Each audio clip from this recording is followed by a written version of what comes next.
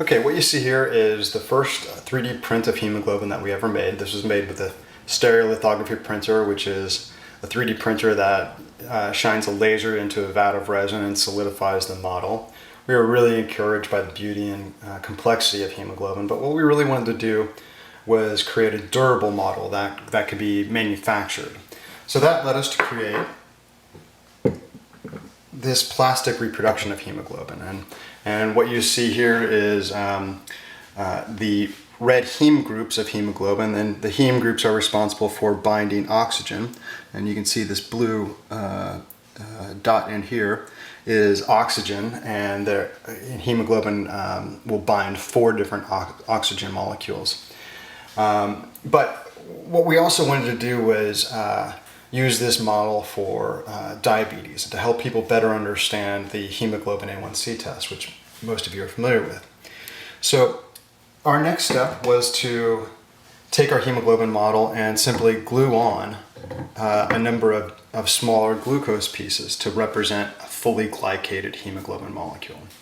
And after reviewing this with some endocrinologists and diabetes educators, we thought a better interpretation of it was to have it interactive, so that they could attach and detach different amounts of glucose to the model and therefore represent different states of hemoglobin A1C.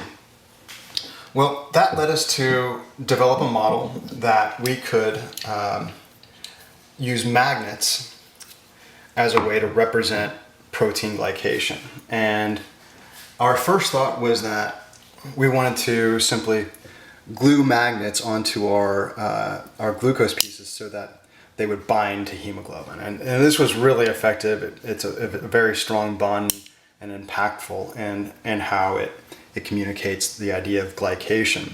But we were also a bit concerned about the idea of having magnets simply glued to these pieces, and ultimately over time these magnets might fall off, and that was a concern for us.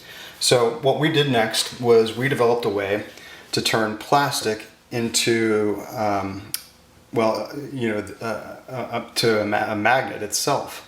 We're referring to this as ferrous plastic, and it behaves very similarly to our glucose with magnets, except it does not use a magnet on this smaller piece. And since then we've been testing different strengths